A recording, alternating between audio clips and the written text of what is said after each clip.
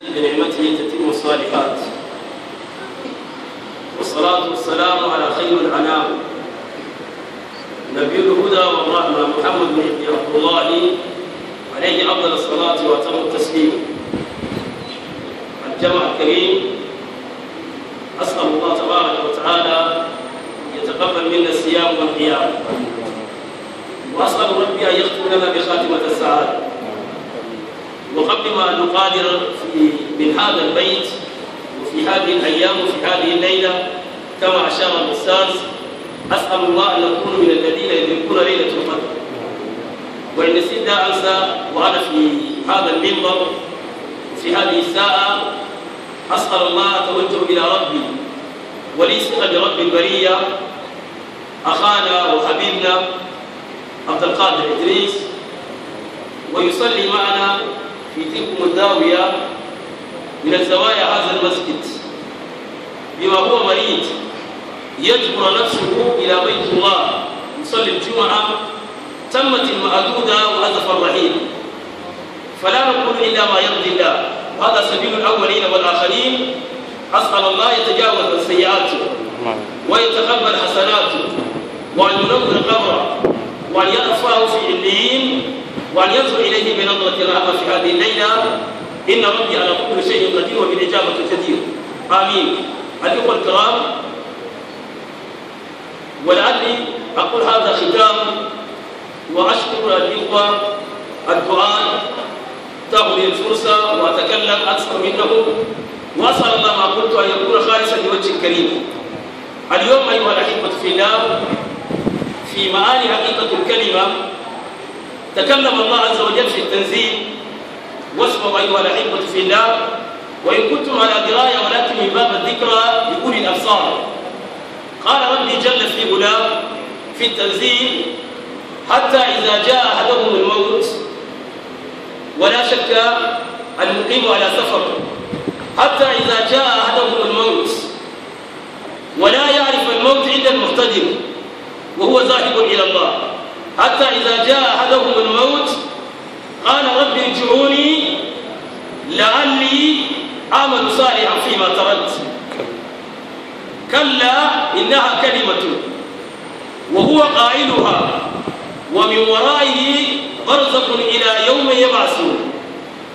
فقبل الحسرة والندامة كم الآن في هذه مدينة رفاعة إنسان صراحة أصبح الآن يتوجه إلى الله بالدعاء، فلا يدري يبيت أيقوم من الأحياء أو من الأموات، ما من يوم إلا 2 3، وكل ذلك لحكمة يعلمها الله تبارك وتعالى. فأسأل الله يتجاوز عن سيئاته ويتقبل حسناته. لذلك أيها الأحبة، عمر بن عبد العزيز كما يقول أهل التاريخ الخليفة الخامس، يوم من الأيام جوه الضيوف، خرج مع الضيوف إلى بيت الله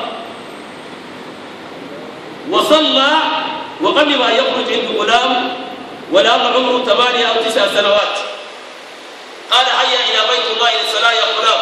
الناس يربوا أولاد على الدين وعلى الأخلاق، بالدليل قول النبي عليه الصلاة والسلام: إذا مات ابن آدم انقطع عمله إلا من 3، من ضمن ال3 ابن صالح أو ولد صالح يدعو له. والله في هذا الزمن إنسان إذا ما ربى أبناء يسجد ويركع لله يدني عليك السلام. قال ابن صالح يدعو له، أمر الولد يتوضأ وخرج الأب، وما خروج بين الولد والأب هو ملك الموت داخل الدار، ولكن لا يعلم الغيب إلا الله. الولد في أثناء الوضوء دا يطلع المسجد، تمت المعدودة، والأب في المسجد، تم الدرس وطالع من المسجد، الولد ما في. الأم تربت على المنهاج على الاستقامة، الولد شديد لكن تمت المعدودة. الموت يأتي بغتة والقبر صندوق العمل، نادى الأمة والزوجة تغسل في ولدها. ده أمر الله. إنسان يقول يتدجر، أتعترض على من؟ هذه أمانة وصاحب أمانة أخذ أمانته.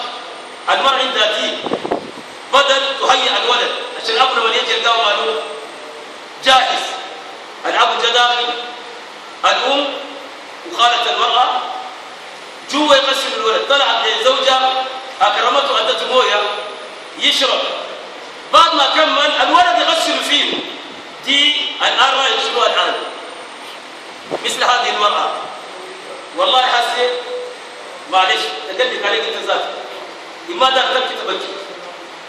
بعد ما شرب قال لي خليني عندي سؤال مرة فاهم انت فهم الدين، قال لي عندي سؤال، قال لي اسال، قال لي يا اخي جيراننا دي عندهم امانه، الناس فلان عايزين ياخذوا امانته، لما جاء اهل البيت رفضوا، قال اولئك ليسوا أدلاء، اما قال الله ان الله يامركم تؤدوا الامانات الى اهلها، قالت بنفس القدر ابنك امانه وصاحب الامانه اخذ امانته، فلا تقول الا ما يرضي الله. ثبتت المراه على المبدا، فكيف يكون الرجل؟ قال انا لله وانا اليه راجعون. ماذا؟ خرج الى اصحابه من الرحمه، الدموع العين تدمع والقلب يحزن. واحد من الجالسين قال له يا امير المؤمنين اتبكي ولعل جاك الخبر انحسب جيش المسلمين؟ قال لا. قال تركت غلام على خير، عدت الى دار وجدت الغلام رجع الى باري.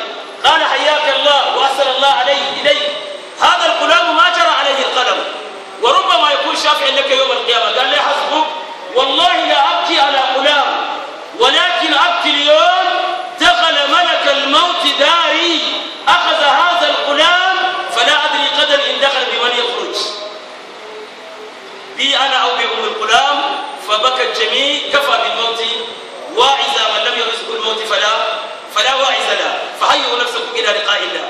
يا ايها الانسان انك كاذب الى ربك كدحا فملاقيه. اختم كلامي مع امام الجليل حسن البصري عليه رحمه الله العلامه، واسال الله تبارك وتعالى ان يوفقنا نقتدي باثاره.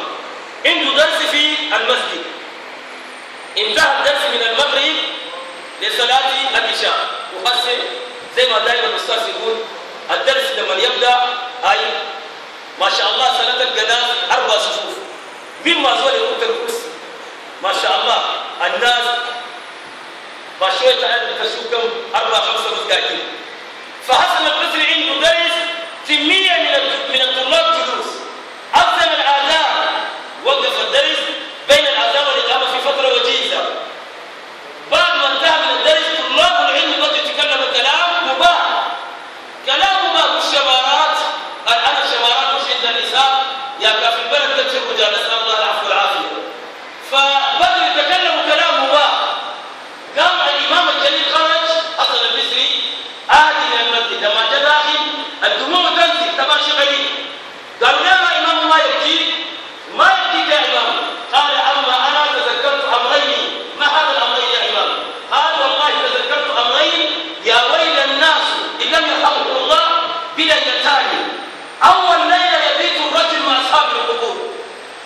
الان انت جاهز، الزوج جاهز يدخل البيت، الاولاد رجالي والزوجه رجالي والمروحه رجالي والمكيف ذاك اليوم لا يملك الا الكفن ولا يستطيع يمشي بارجله وهو على اكتاف الرجال، اما رد من رياض الجنه واما كفر بقرات النيران. الله اسال ينظر الينا بنظره الرحمن.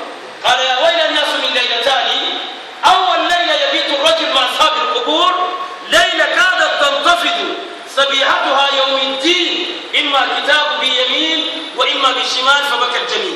الاخوه الكرام، هذه ذكرى لاولي الابصار، ورمضان على الابواب، فكل يحاسب نفسه، والموت ياتي بغته والقبر صندوق الامل. الله اسال يردنا اليه ردا جميلا. اسال ربي ينظر الينا بنظره الرحمه. اللهم اكفر لموتانا وموتى المسلمين، اللهم اكفر لموتانا وموتى المسلمين. رحمك ربي اشف مرضانا مرضى المسلمين يا رب العالمين.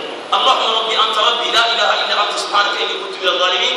اللهم اهد ازواجنا وبناتنا وابنائنا الى سواء السبيل ان اردت تقضى يا رب البريه. اختم لنا بخاتمه السعاده واجعل اخر كلامنا من الدنيا الى دار الاخره لا اله الا الله محمد رسول الله. ان ربي على كل شيء قدير وبالاجابه جدير. وما ادري ان القاء ونطلب عند الكرام والقول. السلام عليكم ورحمه الله وبركاته.